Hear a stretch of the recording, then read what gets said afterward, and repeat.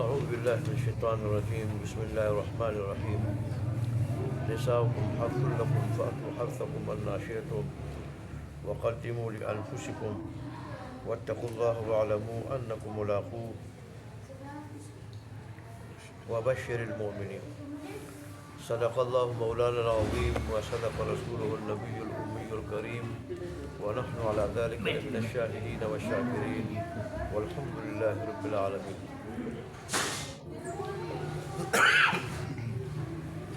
میں نے آپ کو پہلے بھی بتایا تھا کہ صحابہ کرام بہت کم سوالات کرتے تھے. سوالات کی بجائے وہ رسول اللہ صلی اللہ علیہ وسلم کی بات کو غور سے سنتے تھے اور ان باتوں پہ عمل کرتے تھے.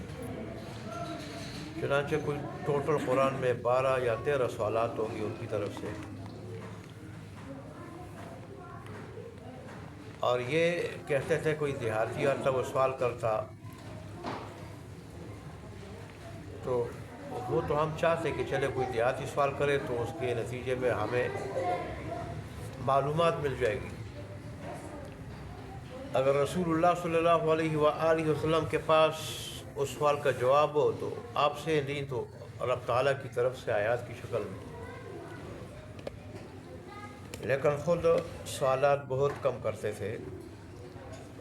یہی وجہ ہے عبداللہ ابن عباس انہوں نے فرمایا تھا کہ رسول اللہ صلی اللہ علیہ وسلم کے صحابہ سے بہترین کوئی اور لوگ میں نے نہیں دیکھا کہ وہ بات وہی پھر انہوں نے آگے کہی کہ بہت کم سوالات کرتے تھے کہ اللہ اور اس کے رسول صلی اللہ علیہ وسلم کے نزدیک، اللہ تبارک و تعالیٰ کے نزدیک کثرت سوال پسندیدہ نہیں. اور یہی وجہ ہے کہ رسول اللہ صلی اللہ علیہ وسلم نے فرمایا بن حسن اسلام المرء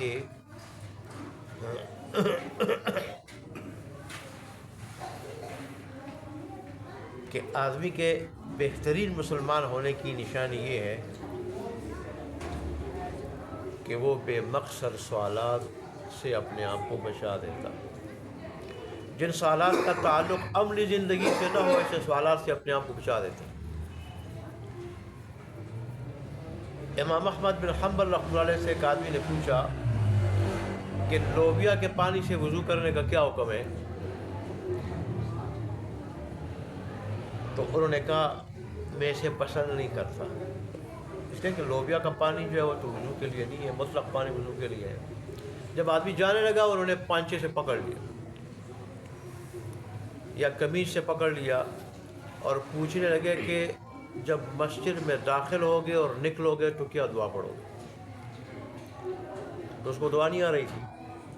اس پہ انہوں نے ڈانٹ پلائی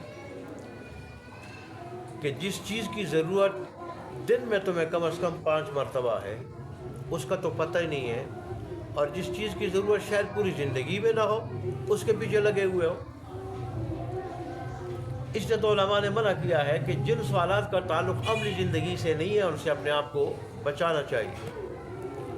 جیسے قیامت کا ترازو وہ کس چیز کا ہوگا؟ سونے کا ہوگا، چاندی کا ہوگا. اور جبرائیل علیہ السلام رسول اللہ صلی اللہ علیہ وسلم کے پاس آتے کس شکل میں آتے؟ اصحاب کہف کے کتے کی رنگت کیا تھی. اب اس قسم کے سوالات جن سے عملی زندگی متعلق نہیں اور جو آج کل فضول لوگوں کی طرف سے کیے جاتے ہیں ان سے اپنے آپ کو بچانا چاہیے. امام مالک رحمۃ اللہ علیہ سے کسی بڑے حکمران نے یہی سوال کیا تھا کہ جس ترازو میں اعمال تولے جائیں گے وہ کس چیز کا ہے؟ سونے کا ہے، چاندی کا ہے؟ تو جواب میں انہوں نے یہ حدیث بھیجی تھی کہ من حسن اسلام المرء ترکہ ما لا یعنی. آدمی کے بہترین مسلمان ہونے کی اور حقیقی اور اچھے مسلمان ہونے کی نشانی یہ ہے کہ بے مقصد چیزوں کو وہ چھوڑتا ہے. جن چیزوں سے عملی زندگی متعلق ہے ان کے بارے میں سوال کرتا ہے. تو بہرحال حیض کی کم از کم مدت اس کا تعلق عملی زندگی کے ساتھ ہے کہ عورتوں کو اس سے واسطہ پڑتا ہے. اور ظاہر ہے آج کل ہماری عورتیں تو وہ نہیں ہیں جو انصار کی عورتیں تھیں، انہوں نے رسول اللہ صلی اللہ علیہ وسلم سے ایسے ایسے سوالات کیے کہ آج ہماری عورتوں پہ انہوں نے بڑا احسان کیا۔ بعض اوقات حضرت عائشہ صدیقہ رضی اللہ عنہ بعض عورتوں کو یوں اس طرح ہاتھ مارتے ہوئے یہ کہتی کہ کیا پوچھتی ہو، پر رسول اللہ صلی اللہ علیہ وسلم فرماتے ہیں کہ دین میں حیا اور شرم نہیں، یہ تو اپنے ضروری مسائل کے بارے میں پوچھ رہی۔ آج اگرچہ جگہ جگہ عورتوں کے مدرسے ہیں، مدارس بنات بھی ہیں، لیکن پھر بھی ہماری عورتیں ان مدارس کی طرف جو ہے نا وہ کتنا رجوع کرتی ہیں اور وہاں سے جو ہے کتنی معلومات لیتی ہیں، یہ بھی آپ کے سامنے ہے۔ بات یہ ہے کہ دین کی اہمیت ہمارے دل سے اس وقت نکل گئی جب دنیا کی محبت آ گئی، اور رسول اللہ صلی اللہ علیہ وسلم نے اسی چیز سے خدشہ ظاہر فرمایا تھا کہ میں تم سے اس بات پہ نہیں ڈرتا کہ تم بھوکے مر جاؤ گے، میں اس بات سے ڈرتا ہوں کہ تمہارے سامنے دنیا پھیلا دی جائے گی اور دنیا کی محبت تمہارے دلوں میں داخل ہو جائے گی اور اس کی وجہ سے تم آخرت کو بھلا دو گے اور آخرت کو برباد کر دو گے، مجھے اس کا خدشہ۔ اور فرمایا کہ میری امت کا ایک خاص فتنہ ہے، وہ مال ہے اور عورتیں ہیں، ان دو چیزوں کی وجہ سے میری امت فتنے میں مبتلا ہو۔ آج عیسائیت بھی اس فتنے کو پیش کر رہی ہے، مسلمانوں کو عیسائی بنا رہی ہے، اور مرزائیت بھی اس فتنے کو پیش کر رہی ہے اور مسلمانوں کو مرزائی بنا رہی ہے، جبکہ ہمارے حکمران اور ہمارے مسلمان مالدار، انہوں نے اپنا فریضہ عیش و عشرت سمجھ لیا ہے کہ زیادہ سے زیادہ مال جمع کرنا اور عیش و عشرت کرنا یہ ہمارا فریضہ ہے، حالانکہ مسلمان کا فریضہ جہاں خود دین پہ چلنا ہے وہاں اوروں کو چلانا ہے اور اپنے کمزور مسلمان بھائیوں کو اپنے پاؤں پہ کھڑا کرنا۔ تو بہرحال، اور میں نے بتایا تھا کہ امام ابو حنیفہ رحمۃ اللہ علیہ کے نزدیک ماہواری اور حیض کی کم از کم مدت 3 دن ہے، 3 دن سے کم اگر کوئی خون آ جائے عورت کو تو وہ حیض نہیں، کوئی اور بیماری ہے، اور زیادہ سے زیادہ 10 دن ہے۔ یہی امام سفیان ثوری کے رحمۃ اللہ علیہ کے نزدیک ہے، اور یہی صاحبین امام ابو حنیفہ رحمۃ اللہ علیہ کے دونوں شاگرد امام ابو یوسف اور امام محمد، ان کے نزدیک بھی یہی۔ البتہ امام شافعی رحمۃ اللہ علیہ کے نزدیک 1 دن سے لے کے 15 دن تک، ہندوؤں کے نزدیک بھی یہی مدت ہے، 1 دن سے لے کے 15 دن تک، لیکن امام ابو حنیفہ رحمۃ اللہ علیہ کے نزدیک احادیث کی روشنی میں 3 دن سے لے کے 10 دن تک۔ 10 دن سے زیادہ اگر آ جائے تو وہ بھی جو ہے ماہواری کا خون نہیں ہوگا، کوئی اور بیماری کا خون ہوگا، اور اگر 3 دن سے کم آ جائے تو وہ بھی ماہواری کا خون نہیں ہوگا، کوئی اور خون ہوگا۔ بہرحال یہ تو میں نے ایک اشارہ کر دیا، اس کی تفصیلی باتیں کل گزر چکی ہیں۔ اللہ تبارک و تعالیٰ نے صرف اتنی بات ارشاد فرمائی کہ جب تک عورت ماہواری سے بالکل پاک صاف نہ ہو جائے تو اس وقت اس سے ہم بستری نہیں کر سکتے ہو، البتہ اور رہن سہن کے طریقے ہیں وہ اس کے ساتھ جو ہے وہ جائز ہے۔ یہود کی طرح بالکل گھر سے نکال دینا ان دنوں میں، یہ جو ہے نا اس کی کوئی ضرورت نہیں ہے، اور نہ عیسائیوں کی طرح کہ وہ اس حالت میں بھی عورت سے بستری کرتے تھے۔ ہمارا جو دین ہے اعتدال والا ہے، نہ اس میں زیادہ سختی ہے نہ اس میں زیادہ نرمی ہے، یہ اعتدال والا ہے۔ تو بہرحال وہ باتیں تفصیلاً کل ذکر ہو چکی ہیں۔ پھر اللہ تبارک و تعالیٰ نے فرمایا کہ میں توبہ کرنے والوں اور میری طرف رجوع کرنے والے بندوں کو، جو میری طرف بار بار رجوع کرے اور توبہ کے ذریعے بھی رجوع ہوتا ہے، ایسے بندوں کو اور پاک صاف رہنے والے بندوں کو میں پسند کرتا ہوں۔ اور ظاہر ہے یہ پاکی عام ہے، جیسے ظاہری صفائی ستھرائی سے مراد ہے، قرآن کے الفاظ بڑے جامع ہوتے ہیں، ایسے باطنی صفائی ستھرائی بھی مراد ہے کہ آدمی جو ہے نا غلط عقائد سے اور غلط نظریات سے اس کا ذہن اور اس کا دماغ صاف ہو، اس کے عقائد بھی قرآن و حدیث کے مطابق ہو، نظریات بھی اس کے مطابق ہو، اور پھر دل حسد سے، کینے سے، بغض سے اور جتنی خسیس چیزیں ہیں ان ساری کی ساری سے دل جو ہے اور باطن پاک و صاف ہو۔ بہرحال یہ تو کل باتیں ہو چکی، آج اللہ تبارک نے فرمایا کہ تمہاری عورتیں تمہاری کھیتی ہیں، فَأْتُوا حَرْثَكُمْ أَنَّا شِئْتُمْ. تو اس کے بارے میں اتنی وضاحت تو میں نے کل کر دی تھی کہ اس آیت سے اللہ تبارک و تعالیٰ نے لواطت کو حرام قرار دیا. اس لیے اللہ تبارک و تعالیٰ نے عورت کو کھیتی سے تشبیہ دی، کھیتی سے، اور فرمایا کہ تمہاری عورتیں تمہارے لیے کھیتی ہیں. مقصد اللہ تبارک و تعالیٰ نے نکاح کا بتا دیا کہ نکاح کا مقصد صرف شہوت رانی نہیں، بلکہ نکاح کا اصل مقصد نیک صالح اولاد پیدا کرنا، نیک صالح اولاد پیدا کرنا. اور دوسرا پھر میں نے ضمن میں حدیث بھی سنائی تھی، رسول اللہ صلی اللہ علیہ وسلم نے فرمایا تھا کہ ایسی عورتوں سے نکاح کرو جو محبت کرنے والی ہو، زیادہ بچے جلنے والی ہو، اس لیے کہ تمہاری کثرت پہ میں قیامت کے دن فخر کروں گا. اور پھر اللہ تبارک و تعالیٰ نے فرمایا کہ تم جب آؤ بیویوں کے پاس، یعنی ہم بستری کرو، تو آؤ اس مقام پہ جو کھیتی ہے، جس کو اللہ نے کھیتی بنایا ہے. اور ظاہر ہے یہاں پر اللہ تبارک و تعالیٰ نے جب کھیتی کہہ دیا، اولاد کو اللہ نے گویا پیداوار قرار دی، اور مرد کے بانی کو اللہ تبارک و تعالیٰ نے تخم قرار دیا، اور اس محل کو اللہ تبارک و تعالیٰ نے کھیتی قرار دیا.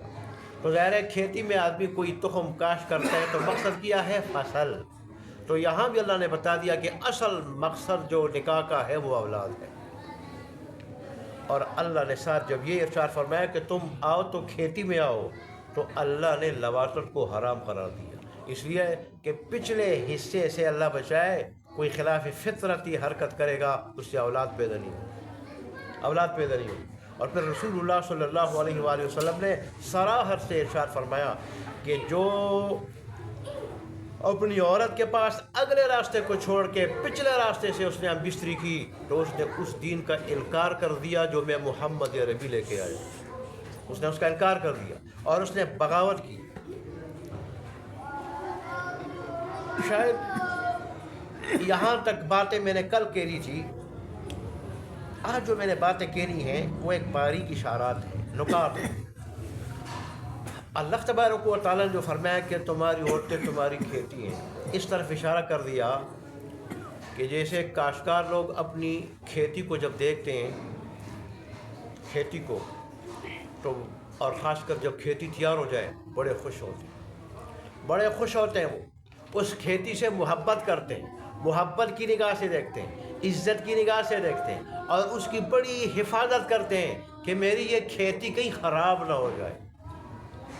تو ایسے اللہ تبارک نے فرمایا کہ شوہر کو بھی چاہیے کہ اپنی بیوی کو بڑی عزت کی نگاہ سے، احترام کی نگاہ سے اور محبت کی نگاہ سے دیکھے، اور بیوی کی ساری ضروریات کا خیال رکھے، بیوی کی حفاظت کرے کہ وہ اس کی کیا ہے؟ کھیتی ہے.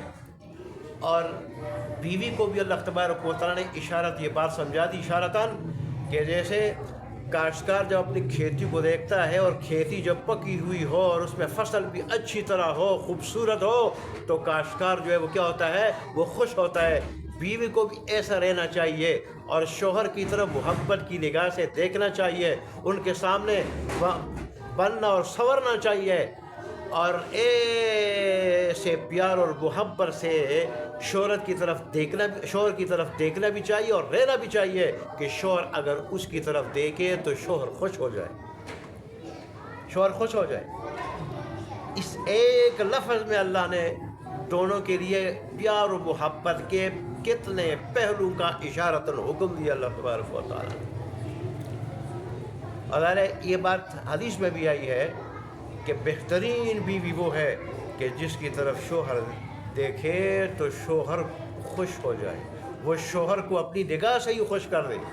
اور رسول اللہ نے فرمایا کہ بیوی اگر تنور پہ بیٹھی ہو اور شوہر اس کو بلائے تو اس کو تنور چھوڑ کے شوہر کے پاس جانا چاہیے، بلکہ شوہر کا سارا جسم اگر چھالوں سے بھرا ہوا ہو اور یہ چاٹ کے ان چھالوں کو ختم کرے تو بھی شوہر کا حق ادا نہیں کر سکتی.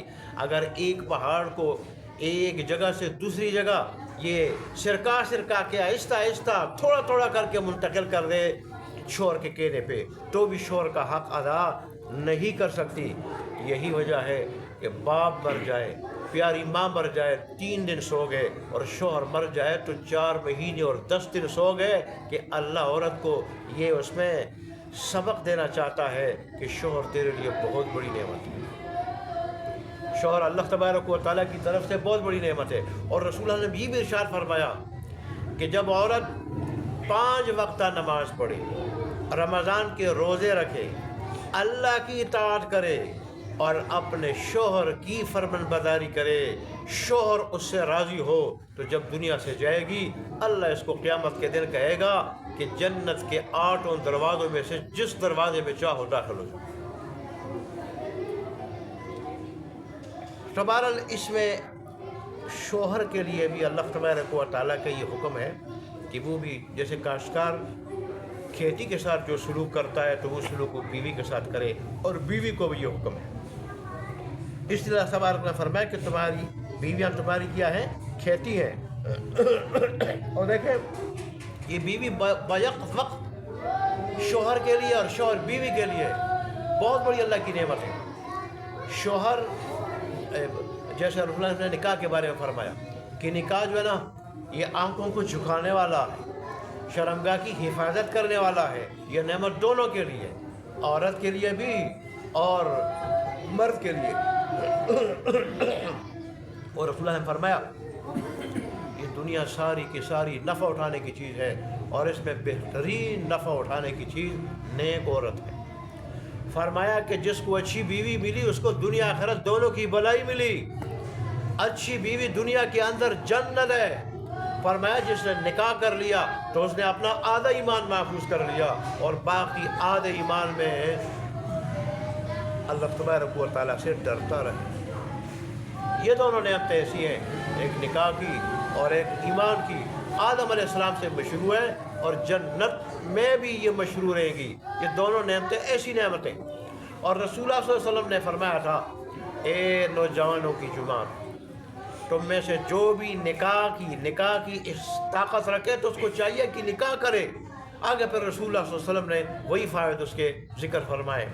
تو بہرحال اللہ تبارک و تعالیٰ ہمیں بیویوں کے حقوق ادا کرنے کی توفیق عطا فرمائے، اور بیویوں کو شوہروں کی حقوق ادا کرنے کی توفیق عطا فرمائے۔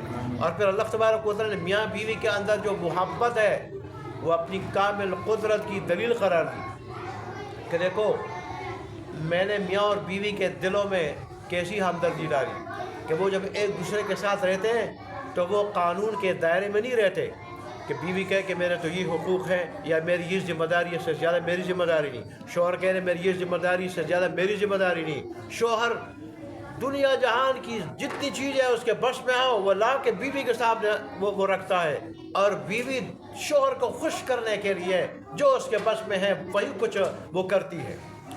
اور بات پہ لمبی ہو جائے گی۔ مولانا شاہ اشرف علی تھانوی رحمۃ اللہ علیہ نے ایک واقعہ لکھا کہ اور اسی آیت کے ذیل میں کہ اللہ نے اپنی کامل قدرت کی نشانی قرار دی ہے میاں بیوی کی محبت کو، کہ ایک کالا کروٹا شوہر ہوگا، چاند کی طرح بیوی ہوگی، لیکن وہ اس کے ساتھ ایسی محبت کرنے والی ہوگی اور اس کے سوا کسی اور کو دیکھنا بھی گوارا نہیں کرے گی۔ یہ اللہ کی طرف سے کہ اللہ نے میاں بیوی کے درمیان ایسی محبت ڈالی۔ پھر واقعہ لکھا ہے ایک ٹانگے والا تھا، ٹانگے والا بڑا خوبصورت تھا، تو ایک مرتبہ اس کے ساتھ ایک ولی جا رہا تھا، اور ولی جو ہے بظاہر بڑا بدصورت تھا، شکل و صورت کوئی نہیں تھی۔ تو جب اس کا گھر آیا اور گھر کے پاس وہ اترا وہ ولی، اسے جب دروازے پہ دستک دی، بیوی نکل آئی تو ٹانگے والے کی نگاہ پڑی۔ ٹانگے والے جیسے کہ بیوی بڑی خوبصورت، میں بھی بڑا خوبصورت، تو میں اگر یوں دیکھوں شاید میری شکل و صورت اس کو پسند آئے۔ جب اس نے یوں چہرہ کیا اس کی طرف دیکھا تو بیوی نے اس طرح نفرت کا مظاہرہ کر کے دوسری طرف دیکھ دیا، دوسری طرف۔ تو اس وقت اللہ تبارک و تعالیٰ نے اس کے ذہن میں یہ بات ڈال دی کہ واقعی اللہ تبارک و تعالیٰ نے میاں بیوی کے درمیان بڑی محبت ڈالی۔ اللہ تبارک نے فرمایا اگر میں محبت نہ ڈالتا تو پھر کون تھا جو محبت ڈالتا؟ اور رسول اللہ نے فرمایا جو بیوی کے ساتھ اچھا ہو تم میں سب سے زیادہ اچھا میں ہوں، اور جو بیوی کے ساتھ اچھا ہو اللہ کے نزدیک سب سے اچھا وہ ہے، اور فرمایا جو بیوی کے ساتھ اچھا ہے وہ کامل الایمان بندہ ہے، جو بیوی کے ساتھ اچھا ہے۔ تو بہرحال دیکھیں جی، نساؤکم حرث لکم، تمہاری بیویاں تمہارے واسطے کھیتی ہیں، فأتوا حرثکم، پس آؤ اپنی کھیتی کے پاس، انا شئتم، جس طرح چاہو، جس طرح چاہو، یعنی لیٹا کر، بٹھا کر، کھڑی کر کے، جس طرح چاہو، لیکن مقام ایک ہی ہے جو کھیتی ہے۔ وقدموا لانفسکم، اور اپنے واسطے آگے بھیجو۔ علماء نے لکھا ہے کہ یہ آیت عام ہے، اپنے واسطے آگے بھیجو کیا؟ نیک اعمال۔ اور یہاں نکاح کے ضمن میں اللہ تبارک و تعالیٰ نے بات ارشاد فرمائی تو اپنے لیے آگے بھیجو سے اشارہ ہے نیک اولاد، نیک اولاد کی دعائیں، نیک اولاد کی دعائیں۔ اپنے لیے نیک اولاد کی صورت میں صدقہ جاریہ بناؤ، اور ان نیک اولاد کے نیک اعمال، ان کی نیکیاں اور ان کی دعائیں اپنے لیے آگے بھیجو۔ جیسے رسول اللہ نے فرمایا تھا کہ انسان جب مر جاتا ہے نام اعمال گردن سے لٹکا دیا جاتا ہے، بند کر دیا جاتا ہے، سوائے 3 آدمیوں کے، ایک وہ جس نے صدقہ جاریہ کیا ہو، دوسرا وہ جس نے علم چھوڑا ہو اس سے لوگ فائدہ اٹھا رہے ہوں، اور تیسرا وہ جس نے نیک اولاد چھوڑی ہو، نیک اولاد جو ہے نا اس کی تربیت کی ہو، ان کو نیک بنایا ہو، تربیت کی ہو، اب وہ دعائیں کر رہی ہو، مغفرت کی ہو، دیگر دعائیں کر رہی ہو، یہ دعائیں بھی پہنچتی رہتی ہیں۔ اور پھر اگر اولاد جو ہے نا علماء ہے، حفاظ ہے، تو ان کی دین کی خدمت وہ بھی جو ہے نا وہ جمع ہوتی رہتی ہے، جہاں ان کو ملتا ہے تو اس کو بھی ملتا رہتا ہے۔ تو ایسے ہی نکاح کے ذمہ یہ بات ہے، تو اس سے یہ بھی مراد ہے کہ تم جو ہے وہ کیا ایسی عورتوں سے نکاح کرو، اور مقصد نکاح کا صرف جو ہے لذت حاصل کرنا نہ بناؤ، بلکہ اولاد جو اصل مقصد ہے وہ جو ہے نہ بناؤ، اور اس کے نتیجے میں اولاد پیدا کرو، پھر ان کی تربیت کرو، تو ان اولاد کی دعائیں، ان کے نیک اعمال تمہیں پہنچتے رہیں گے۔ واتقوا اللہ، اور اللہ سے ڈرتے رہو کہ اللہ کے کسی حکم کی خلاف ورزی نہ ہو جائے، کیونکہ وہ پکڑنے پہ قادر ہے ہر جگہ۔ وَاعْلَمُوا أَنَّكُمْ مُلَاقُوهُ، اور یہ بھی جان رکھو کہ اللہ تبارک و تعالیٰ سے تم ملاقات کرنے والے ہو۔ وَبَشِّرِ الْمُؤْمِنِينَ، اور ایمان والوں کو خوشخبری دے دیں۔ اللہ کے حبیب کو خطاب ہے اللہ تبارک و تعالیٰ کی رضا کی، آخرت کی نعمتوں کی۔ اللہ بھی ہمیں ان لوگوں میں بنا دے کہ جن کو اللہ کی رضا مل جائے، آخرت کی نعمت ابتدائی سے مل جائے۔ وآخر دعوانا الحمدللہ رب العالمین۔